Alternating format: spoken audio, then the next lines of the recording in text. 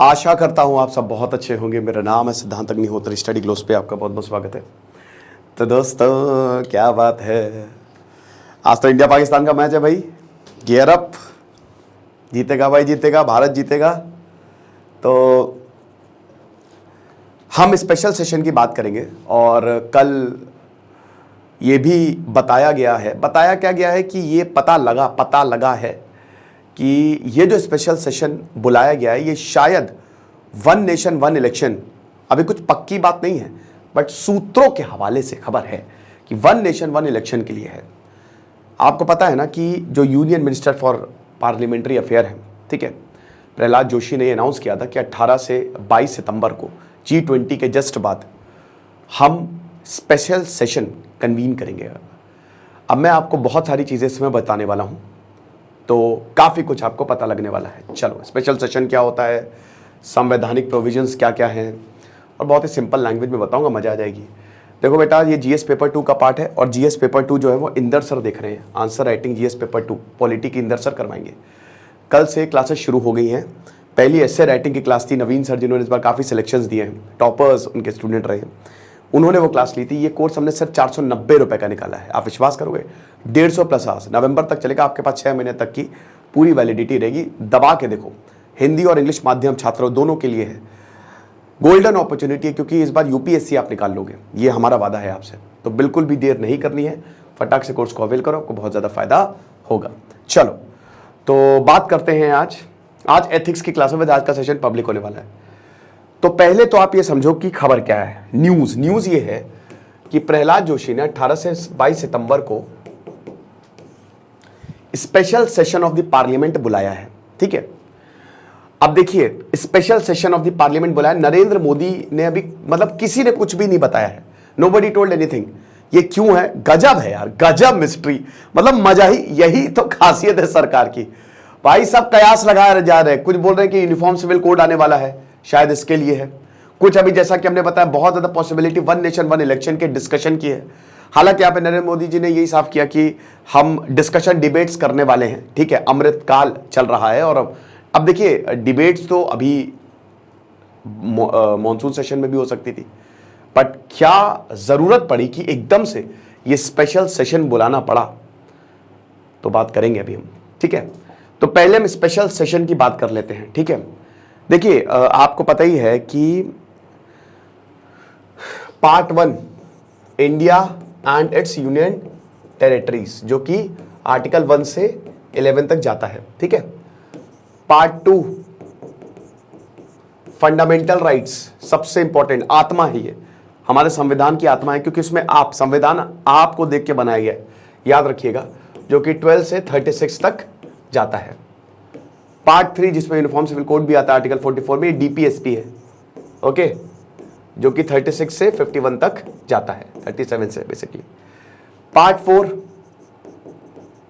ठीक है, प्रेसिडेंट 78 तक जाता है। और पार्ट 5, ठीक है, एग्जीक्यूटिव, जुडिशरी, लेजिस्लेटिव, ठीक है। तो बेसिकली यहां पे पार्लियामेंट 79, 80, लोकसभा, राज्यसभा, फिर उसके बाद पार्लियामेंट किस तरीके से काम करेगी, फिर जुडिशरी 125 के बाद, फिर एग्जीक्यूटिव्स, तो इन सबके बारे में बताया गया है एक एक चीज। आर्टिकल 85 साफ साफ ये कहता है कि पार्लियामेंट को मिलना है। आजादी से पहले देखिए, ये वैसे 1935 का जो गवर्नमेंट ऑफ इंडिया एक्ट है, वहां से प्रावधान काफी सारे लिए गए हैं। अब आजादी से पहले ये पूरा गवर्नर, मतलब यहां पे जो वाइस रॉय होता था, उसके पास ताकत थी कि कभी भी बुला लो, क्योंकि उसकी डिस्क्रिशनरी पावर थी कि पार्लियामेंट को बुला लो। आजादी से पहले आप मान के चलिए कि 60 दिन, साल में 60 दिन तक पार्लियामेंट मिलती थी, लेकिन आजादी के बाद 120 दिन मिलने लगी, यानी कि आधे साल में, देखिए 6 महीने का गैप होना चाहिए, 6 महीने से ज्यादा नहीं होना चाहिए। और पार्लियामेंट जो है, आपको पता है कि साल में 3 बार मिलती है, हालांकि इसका कोई फिक्स्ड टेन्योर नहीं है। पार्लियामेंट साल में 3 बार मिलती है। कब कब मिलती है? सबसे पहले तो जब साल की शुरुआत होती है, जिसको बजट सेशन बोलते हैं, जो कि फरवरी से मई तक चलता है, ठीक है। ये है आपका बजट सेशन। फिर आपका आता है मॉनसून सेशन, जो अभी अभी गया। जो कि लगभग जुलाई से सितंबर तक चलता है, और अभी नवंबर में आएगा आपका विंटर सेशन, जो कि आपका नवंबर से दिसंबर तक चलेगा। तो अगर आप ये देखो ना, ये सारे सेशंस आप देखो, अब ये कोई फिक्स्ड टाइम नहीं है, लेकिन पार्लियामेंट ऐसे मिलते हैं, 6 महीने से ज्यादा गैप होना नहीं चाहिए, आर्टिकल 85 साफ साफ ये कहता है। तो ये आपका यहां पे सेशंस होते हैं। अब आप बोलेंगे सर इसमें स्पेशल सेशन कहां पे आ गया? स्पेशल सेशन का संविधान में कोई जिक्र ही नहीं है, बस आर्टिकल 352 इमरजेंसी के दौरान ये बताया गया है कि स्पेशल सेशन बुला सकते हैं, क्यों? क्योंकि इमरजेंसी लगानी है। 46 अमेंडमेंट एक्ट आया, 42nd अमेंडमेंट एक्ट, जिसमें इंदिरा गांधी ने, जिसको मिनी कॉन्स्टिट्यूशन बोला गया, 1976 कमेटी, जिसने पूरा का पूरा संविधान ही बदल के रख दिया, प्रधानमंत्री को बहुत ताकत दे दी, इमरजेंसी लगा दी। तो 44th अमेंडमेंट एक्ट बहुत सारी चीजों को नलिफाई किया, 42nd अमेंडमेंट एक्ट, कि अब इमरजेंसी कोई लगा ही ना पाए, पार्लियामेंट को इतनी ताकत दे दो कि पार्लियामेंट, क्योंकि 42nd में प्रधानमंत्री को ताकत थी, लेकिन 44th अमेंडमेंट एक्ट में पूरी की पूरी ताकत पार्लियामेंट को दे दी। तो 1/10 एमपी प्रेजेंट होने चाहिए, पहली बात तो ये है। उसके लिए आप स्पेशल सेशन बुला सकते हो। तो एक तरीके से स्पेशल सेशन का खाली 352 को छोड़ के कहीं पे भी प्रावधान नहीं है ना, ये चीज है। बट इसको स्पेशल सेशन बोला जाता है क्योंकि प्रिसाइडिंग ऑफिसर जो है वो इसको देखता है, साथ ही साथ मतलब जो स्पीकर होता है, साथ ही साथ कौन फैसला लेता है कि कब सेशन बुलाना है? सरकार, cabinet committee on parliamentary affair, जिसमें 10 मिनिस्टर्स आते हैं, डिफेंस, फॉरेन, होम। तो ये फैसला लेती है कि कब स्पेशल सेशन जो है वो बुलाना चाहिए। और मैं अपने नोट्स में देख लेता हूं, ठीक है। अच्छा हाँ, एक चीज और है कि मैं आपको बता रहा था ना कि जैसे आजादी से पहले पार्लियामेंट 60 दिन मिलती थी, आजादी के बाद 120 दिन हो गया। लेकिन दोस्तों ये 2002 से लेकर 2021 तक पिछले 20 सालों में 67, बस ये एवरेज है, 67 वर्किंग डेज। जो लेजिस्लेटिव असेंबली उनका और बुरा हाल है, वो 42 दिन मिली है बस। तो पार्लियामेंट यानी कि देश को सही चलाने के लिए आपको लोकसभा राज्यसभा चलानी पड़ेगी, क्योंकि उसमें कानून बनेंगे। वो जितनी कम चल रही है उतना ज्यादा सरकार को लॉस होगा, उतना ज्यादा लोगों को लॉस होगा, है ना। ये बात है कुल मिला के, क्योंकि लोकतंत्र का जो मंदिर है वो है पार्लियामेंट। आपकी समझ गए आप स्पेशल सेशन के बारे में, एक एक चीज पता चल गई, वेरी गुड। अब बात करते हैं आपके क्यों ये बुलाई गई है, ठीक है। और 1 नेशन 1 इलेक्शन, देखिए 1 नेशन 1 इलेक्शन के बारे में बहुत चर्चा हो रही है, और ऐसा बोला जा रहा है कि अगले साल इलेक्शन है 2024 में। अब देखिए शायद माइट बी पॉसिबल कि नरेंद्र मोदी पहले ही डिसॉल्व कर दें, वो इलेक्शन पहले करवा दे, ऐसा हो सकता है।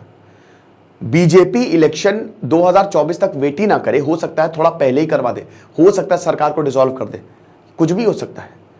यह फैसला केंद्र सरकार ले सकती है कि पहले ही डिसोल्यूशन हो जाए। इसके अपने अपने पॉलिटिकल, अब जैसे अभी अब बहुत सारे सर्वे हुए हैं, तो अभी आपको पता ही है कि अगर अभी इलेक्शन हुए तो नरेंद्र मोदी जीतेंगे, ये हर किसी ने, बीजेपी को सीटें मिलेंगी, तो ये पॉसिबिलिटी है। अब 1 नेशन 1 इलेक्शन की भी बात चल रही है कि सबसे ज्यादा पॉसिबिलिटी 1 नेशन 1 इलेक्शन की है, क्योंकि जो कमेटी बनाई गई रामनाथ कोविंद की अध्यक्षता में, उसमें 1 नेशन 1 इलेक्शन की बात है। अब 1 नेशन 1 इलेक्शन क्या कि हर जगह एक इलेक्शन, पूरे भारत में एक ही इलेक्शन है। अभी कंडीशन क्या, अभी आपको पता ही है कि भारत में 3 टियर सिस्टम है, ठीक है। तो भारत में 3 टियर सिस्टम है। तो सबसे पहले तो सेंटर के इलेक्शन होते हैं, ठीक है, फिर राज्यों के इलेक्शन होते हैं, और फिर विलेज और आपके शहरों के इलेक्शन होते हैं, ठीक है, म्युनिसिपैलिटी जिनको बोलते हैं और पंचायती राज कहते हैं। तो 3 टियर सिस्टम है। अब जो स्टेट, मतलब ये वाले जो इलेक्शन होते हैं, इनके लिए आपका अलग ही वो 1 नेशन 1 कार्ड भी है ना, चल रही है ना, इसमें अलग ही आपका वोटिंग कार्ड लगता है, ठीक है। अब देखो ये इलेक्शन अलग अलग होते हैं। भारत एक इलेक्शन फेस्टिवल है, क्योंकि साल में हर जगह, हर वक्त, हर महीने कहीं ना कहीं इलेक्शन हो ही रहे होते हैं, है ना। साल दर साल भारत में 6 से 7 इलेक्शन हो ही जाते हैं अगर राज्यों की बात करें, और हर 5 साल में केंद्र के भी। लेकिन ऐसा नहीं था, भारत में पहली बार इलेक्शन हुए थे 1952 में, फिर 1957 में, फिर 62 में। अब देखो इस वक्त तक स्टेबिलिटी थी, तो साइमल्टेनियस इलेक्शन है, मतलब राज्य के भी एक ही टाइम इलेक्शन हुए और केंद्र के भी एक ही टाइम इलेक्शन हुए। लेकिन आपको पता ही कि हम एक लोकतांत्रिक देश है ना। 1970 से ये सिचुएशन बिल्कुल चेंज हो गई, और 1967 से, क्योंकि अब हुआ क्या कि राज्यों के भाई देखो जवाहरलाल नेहरू के बाद उनकी जब मृत्यु हुई, तो उसके बाद इंदिरा गांधी, कोई पता नहीं था कि कौन, फिर उसके बाद लाल बहादुर शास्त्री की भी मृत्यु हो गई, उसके बाद नहीं पता था कि कौन देश की कमान संभालेगा।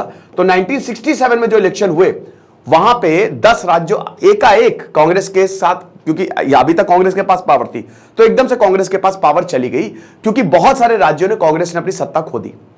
अब अगर ऐसा हुआ तो यह पूरा सिस्टम अलग हो गया। 1967 के बाद से साइमल्टेनियस इलेक्शन नहीं हो रहे, यानी कि राज्यों में कभी, क्योंकि देखिए सरकारें बदल गई। अब देखिए केंद्र में तो इलेक्शन होंगे, अब उसके बाद फिर आपको पता ही है कि 1969 में फिर सरकार गिरी, फिर 1975, फिर 1980, तो ऐसे होते होते ना सरकार बीच में गिरती जा रही है, राज्यों की भी गिर रही, केंद्र की भी गिर रही है, तो यह सिस्टम पूरा गड़बड़ा गया। तो अभी क्या है, अभी यह है कि वन नेशन वन इलेक्शन नहीं है, केंद्र के कभी हो रहे हैं और राज्यों के कभी हो रहे हैं। यह सब डिपेंड करता है पॉलिटिकल पार्टीज के, सरकार के गिरने पे। अब यहां पे वन नेशन वन इलेक्शन की बात फिर से उठी है, हालांकि यह बात कई टाइम से उठती जा रही है। 2017 में एक private member bill Naresh Goyal लाए थे, वन नेशन वन इलेक्शन की बात की थी उन्होंने कि होने चाहिए। तो हम सबसे पहले, मैंने यहां पे नोट्स बनाए हैं, मैं आपको बताता हूं कि वन नेशन वन इलेक्शन आखिरकार अगर होते हैं वन नेशन वन इलेक्शन, तो उसमें सबसे पहले तो आर्गुमेंट्स क्या है। पहली बात तो यह है, जो अभी इलेक्शन कमीशन ने भी बोला कि भयानक इकोनॉमिक कॉस्ट हमको देखने को मिलेगी। ठीक है भाई, आपको इस समय अगर अभी होते वन नेशन वन इलेक्शन, तो आपको एक तो representation of the people act में आपको अमेंडमेंट करना पड़ेगा, उसके बाद आपको लगभग 30 लाख के करीब वीवीपैट जो और आपका जो ईवीएम उसकी जरूरत पड़ेगी। अभी 13 से 14 लाख के पास आपके पास कंट्रोल यूनिट है, तो आपको तकरीबन 10,000 करोड़ का तुरंत खर्चा आएगा, इतना पैसा आपको देना पड़ेगा। उसके बाद फिर आपको पता ही है कि पुलिस पैरालिसिस, देखिए होता क्या है ना कि वन नेशन वन इलेक्शन में होता, जैसे अभी क्या होता है कि अभी इलेक्शंस जो हैं वो अलग अलग होते हैं, हर वक्त इलेक्शन हो रहे हैं, हर वक्त मॉरल कोड ऑफ कंडक्ट लागू हो जाता है। और आपको पता है जब इलेक्शन होते हैं तो सारी की सारी पुलिस कहां पे होती है, इलेक्शन में बिजी होती है, ये चीज है। और आपको ये भी बता दूं कि अलग अलग जगह पे इलेक्शंस हो रहे हैं तो उसकी इकोनॉमिक कॉस्ट भी बहुत ज्यादा होती है, बहुत ज्यादा राज्यों को पैसा खर्च करना पड़ता है। क्यों, ये चीज है। तीसरा इसके वही एडमिनिस्ट्रेटिव कॉस्ट की, सिक्योरिटी आपको डिप्लॉय करनी पड़ती है, पूरी ताकत एडमिनिस्ट्रेशन को लगानी पड़ती है ताकि इलेक्शन जो है वो सही तरीके से करवाई जा सके। ठीक है ना। अब देखो ये सारी चीजें तो हैं कि वन नेशन वन इलेक्शन, लेकिन दोस्तों अब इसमें होता क्या कि वन नेशन वन इलेक्शन क्यों करवाने चाहिए, हमने आपको बताया कि अगर उसको करवाएंगे तो हमारा पैसा बचेगा। ठीक है। दूसरा, एक ही टाइम पे जो है इलेक्शन हो जाएंगे, एक ही बार इलेक्शन हो जाएंगे, पब्लिक को बार बार पब्लिक कंफ्यूज नहीं होगी। तीसरा, एडमिनिस्ट्रेटिव कॉस्ट बचेगी। चौथा, पुलिस जो इतनी ज्यादा डिप्लॉय होती है भाई और कहीं वो नहीं देख पाती है, वो बचेगी। तो एक तरीके से फायदा ही है वन नेशन वन इलेक्शन में, झंझट खत्म। लेकिन इसके अगेंस्ट, सबसे पहली तो इसके अगेंस्ट में क्या है, सबसे बड़ी दिक्कत आपको पता है कि आप इसको करवाओगे कैसे, what will be the process. बहुत बच्चे बोलते हैं सर प्लीज पीपीटी से पढ़ाया करो, मैं पढ़ा दूंगा यार, पीपीटी थोड़ा आलस आ जाता है मुझे। तो इसका प्रोसेस क्या है भाई, देखो अभी हर जगह सरकारें अलग अलग चल रही हैं। वन नेशन वन इलेक्शन का मतलब है आपको हर जगह की सरकार को डिसॉल्व करना पड़ेगा, यानी कि हर सरकार तो सरकार ही चाहेगी, नहीं चाहेगी तो तानाशाही हो जाएगी। तो अभी तो ये प्रैक्टिकली फीजिबल ही नहीं है कि आप वन नेशन वन इलेक्शन करवा दो, क्योंकि भाई देखो अभी भाई जैसे कर्नाटक में अभी इलेक्शन हुए, अब 1 साल के अंदर अंदर आप कर्नाटक में खत्म करोगे इलेक्शन, नहीं करोगे। वो तो फिर वही कह रहे हैं ना कि डेमोक्रेटिक प्रिंसिपल्स के अगेंस्ट चला जाएगा, संविधान के अगेंस्ट चला जाएगा, है ना। आप नहीं कर सकते हो, फिर रीजनल पार्टीज डिसएडवांटेज पे रहेगी। भाई देखो अभी केंद्र की सत्ता है, अब जाहिर सी बात है कि वन नेशन वन इलेक्शन का मतलब यही होता है कि जैसे इसमें हीरो जो होगा ना वो सेंटर ही पार्टी होगी, जो सेंटर की पार्टी है चाहे कोई भी हो, तो केंद्र की पार्टी इसमें जीतेगी। क्योंकि भाई अब जैसे नरेंद्र मोदी, उनकी इमेज ऐसी बनी हुई है, केंद्र में वो आएंगे तो राज्यों में भी बहुत ज्यादा पॉसिबिलिटी के वो आ जाएंगे। तो इसीलिए जो रीजनल पार्टीज है वो काफी ज्यादा डिसएडवांटेज होगा। और उसके बाद फिर देखो अकाउंटेबिलिटी कम हो जाएगी। देखो इसमें क्या होता है, मैं पर्सनली मतलब मेरा खैर दोनों ही है, बट थोड़ा सा मैं वन नेशन वन इलेक्शन को ज्यादा फेवर इसलिए नहीं करता हूं क्योंकि इसमें क्योंकि खाली 5 साल बाद इलेक्शन होने, 5 साल तक छुट्टी। अब यहां पे हर साल इलेक्शन होते हैं तो कम से कम लोग बात तो कर रहे हैं, जो नेता है वो बात करता है, जो मिनिस्टर्स वो कम से कम बात करते हैं। ऐसे तो खाली 5 साल में एक ही बार आएंगे वो न्यूज चैनल पे, बाकी खत्म। तो अकाउंटेबिलिटी कम होगी। तो ये था। लेकिन देखिए अब स्पेशल सेशन बुलाया है, यूनिफॉर्म सिविल कोड की भी बात हो रही है कि शायद यूनिफॉर्म सिविल कोड भी आए इसमें, इसके भी, लेकिन जो होगा हम आपको बताएंगे। फिलहाल ऐसे अंदर से दुख दुख हो रहे लाइक तो पाकिस्तान के मैच में और एक वन नेशन वन इलेक्शन। आपको क्या लगता है, आप मुझे जरूर बताइएगा। खुश रहिए, पढ़ते रहते से सिद्धांत news signing off. Answer writing course को जरूर ज्वाइन करो। Thank you so much.